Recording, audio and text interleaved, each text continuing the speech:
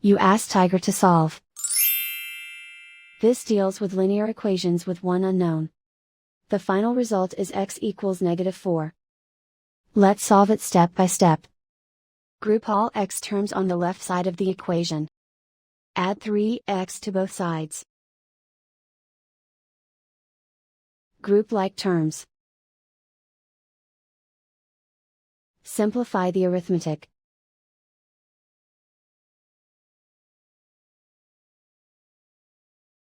Group all constants on the right side of the equation.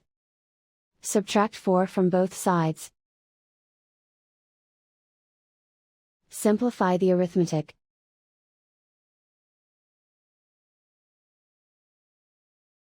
And so the final result is x equals -4.